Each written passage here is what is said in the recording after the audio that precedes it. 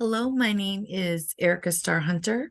Um, Today I'm going to give a presentation on the Black Lives Matter movement and the impact that it's had in this country, as well as in Mexico, and talk about the impact on education using the theory of critical race theory. Over the past 400 years, Black folks have fought and fought for equity. The Black Lives Matter movement, founded by Alicia Garza, Patrisse Cullors, and Opal Tometi, harnessed social media to raise the voice of Black people and unite millions of people in the fight for Black lives. The movement began with Alicia Garza writing a love letter to Black folks in 2013 as a response to the acquittal of George Zimmerman of Trayvon Martin's murder. Patrisse Cullors took the last line of the letter and created the hashtag Black Lives Matter. You can read about the life of Patrisse Cullors in her memoir, When They Call You a Terrorist, a Black Lives Matter memoir. On this slide, you'll see a video of an interview with Patrisse Cullors speaking about her life growing up in California and how she got involved with the Black Lives Matter movement. And she also has discusses how her life and the experiences in her life led her to become an activist and to help start the Black Lives Matter movement.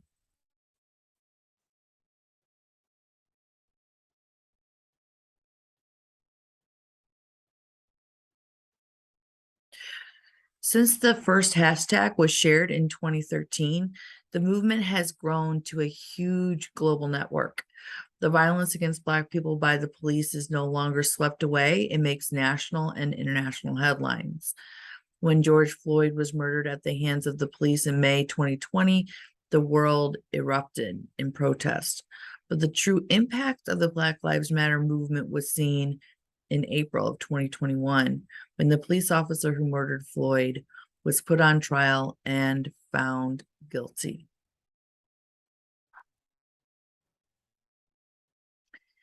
This timeline only points out the Black lives that were lost since the start of the Black Lives Matter movement, but the history of violence that has kept the Black community in a constant state of fear started over 400 years ago. Equality Read is the 1619 Project, and in it discusses, the start of the slave trade and forced immigration and the impact that has continued to ripple down through our society. When the COVID pandemic started, our country had two pandemics, one coming from outside and one that was already here. When Breonna Taylor was murdered and then George Floyd, the country was rocked and brought to a standstill.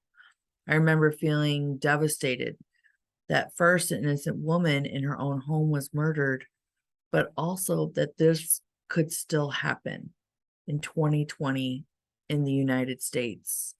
But it does still happen way too often. In response to Breonna's murder, the Say Her Name Project was created so that people would remember and honor the other Black women murdered by the police. And on this slide, you can see there's a video of the Say Her Name Project, produced by the Say Her Name Project.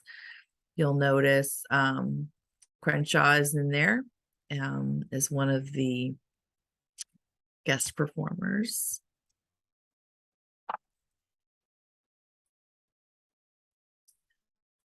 Okay. This slide, this map is a link, or this is a link to a map of reported police killings by country. You can click on the link to see how the United States compares to other countries.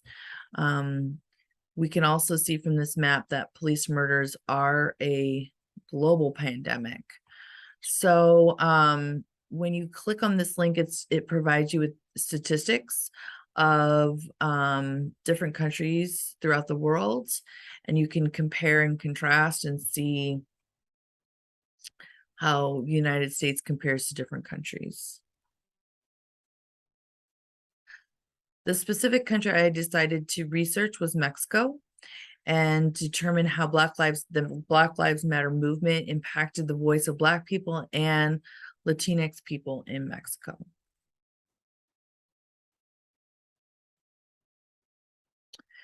Mexico and the United States have a very similar history with colonization and revolution, but the people of Mexico have often said that they don't have the same racial inequalities that exist in the United States.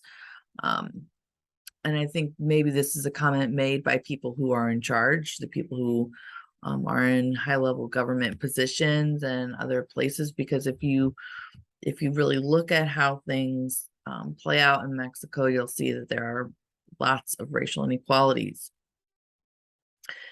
The voices of Mexican people are now getting uplifted with the Black Lives Matter movement. There's actually a long history of racial discrimination. So those descendant from the Spanish colonizers and those from Aztec or other indigenous peoples. This discrimination impacts all aspects of Mexican life, including police murders. On this slide, you can see the pictures of those murdered by police, some of those murdered by police. In the bottom left-hand corner is a picture of Giovanni Lopez. He was sitting outside his house. The police allegedly approached him because he wasn't wearing a face mask and then took him into police custody. While he was in police custody, he sustained a traumatic brain injury and a gunshot wound to his leg, ultimately causing his death. Next to Giovanni is Victoria Salazar. She was killed by a female police officer who knelt on her neck and broke her neck. Next to her is Alexander Martinez, who was killed by police after leaving a convenience store. He was on a dirt bike and he was riding away. Police claim that they asked him to stop, but he did not stop, so they killed him. He was a young teenage boy, was becoming a professional soccer player. Also above Alexander's picture, you can see a man holding a sign that says, "Asma no puedo respirar."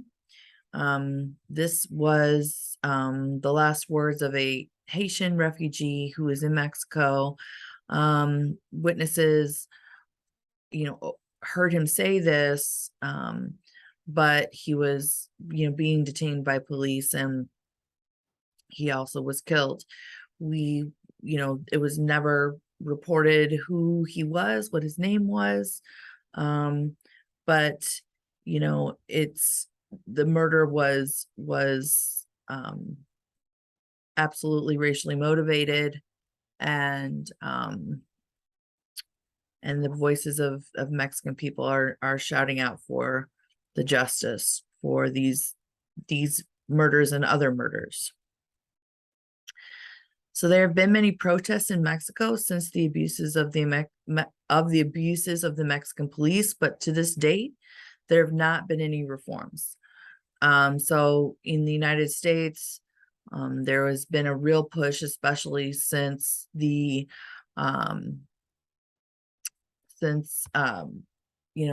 George Floyd murder and many other murders, that police wear body cams, and police have to, like, now a lot more police officers are calling out a mental health unit to come out. So these changes in policing in the United States have not been seen in Mexico. There's not been any kind of reforms. So my positionality on Black Lives Matter. Just first off, my positionality. Um, since I was a young person, um, I saw that racism was in our society. I saw that it was happening in the police department. You know, one of the most vivid images I have of the civil rights movement is of, you know, Black people being terrorized by police officers. This is an image burned in my brain, and so, you know, I learned from a very young age that there are police abuses of Black people. So it seems inconceivable that to this day that police are still able to kill innocent Black people without consequence. Um, so I am now a grown woman. I live in the city of St. Louis. I am married to a woman. I'm a mother of beautiful young boy. I am woman. I identify as a cisgender woman. I'm a school counselor with St. Louis Public Schools, and I've been with St. Louis Public Schools for over 18 years. And I'm also a Christian woman.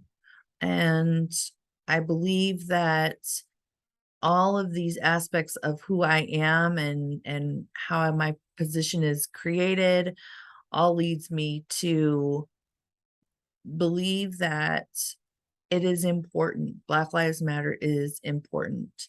Um, I have friends and family members who have been harassed by police officers. I myself, I'm not a Black person. I am a white person, but I have also been harassed by the police when I was with my wife. And I feel that the authority of police has gone unchecked for so long. And so I am thankful for the Black Lives Matter movement. There are still areas that need to be addressed. Just last week, one of my students lost his father to a police shootout. They entered the home, tried to serve him warrants. I know this man very well, and he suffered many atrocities in Congo. And so, you know, he needed the mental health unit, and they did not wait for the mental health unit before they went in to serve him the warrants. And so when he reacted violently to the police officers entering his home, they shot and killed him. So to me, it is obvious that there is still a big need in our community for the Black Lives Matter movement, and there's still a big need in our society to uplift the voices of Black people, of, you know, the marginalized groups in our society. Personally, I don't see any cons or downsides to the Black Lives Matter movement. I think it's very positive. I love that it's so inclusive and bringing out the beautiful uniqueness of the Black community. And I think that it is much needed in our society. I believe that people who care about humanity and want a better world for all to live in would fully support the Black Lives Matter movement. However, people who are white supremacists, such as those who led the insurrection on January 6th on the Capitol building, I believe that in part, at least, that insurrection was an effect of the Black Lives Matter movement, because the white people involved in that and other people who are all people who are involved in that, it's the same, it's their fear. It's 400 years of fear of losing their supremacy. And so they're afraid of losing their power. They're afraid that if Black people have more of a voice in this country and allowed to live free in this country, you know, they're afraid that their voices will be diminished in some way, rather than all voices basically singing together. So I think that is the con, but it's not a con in my mind. It is the fact that the white supremacists are not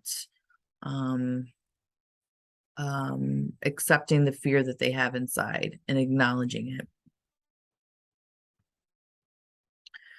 This slide has a link on it for a conversation with Gloria Ladson-Billings and Maxine McKinney de Royston. And these two, kind of heroes in the critical race theory movement, they discuss how Black Lives Matter has impacted education.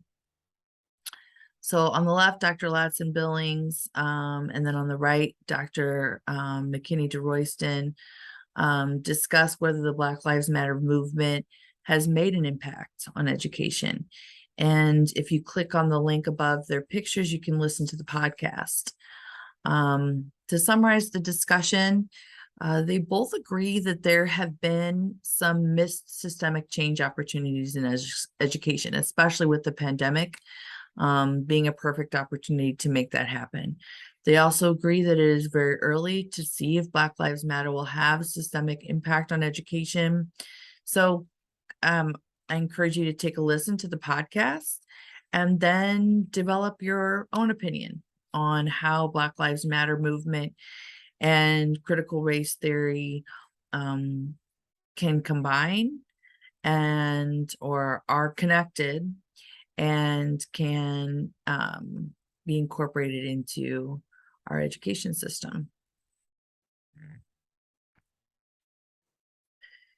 So the critical race theorists, Dr. Ladson-Billings and Dr. McKinney de Royston, they argue that it still remains to be seen if the Black Lives Matter movement has made an impact on education. And but they both agree that systemic change is absolutely necessary. So this slide talks about this curriculum called Black Lives Matter at School. And the intent of it is it's a weekend of action, and it's something that my school and other schools across the country have used to celebrate Black communities and highlighted the 13 principles of the Black Lives Matter movement. And but what I think is also wonderful and unique about the Black Lives Matter at School movement is it really does connect to the critical race theory, because it asks students to critically analyze their school, their education system, and also celebrates the voices and the uniqueness of Black communities.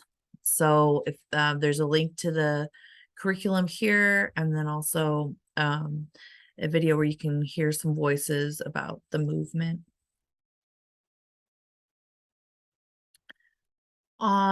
So I knew that there were protests across the world, and I knew that there's police violence across the world. But through my research, I did find it really interesting to see just the side-by-side connections between Mexico and the United States. We share such a similar history and a very similar history as far as discrimination as well. And so it's exciting to see the Black Lives Matter movement impacting Mexican people and helping to uplift their voices to fight for an end to police violence and police killings. Okay, here are some of the references. Just to highlight, of course, for sure, if you can, please read the When They Call You a Terrorist book. It's such a wonderful read and a wonderful book.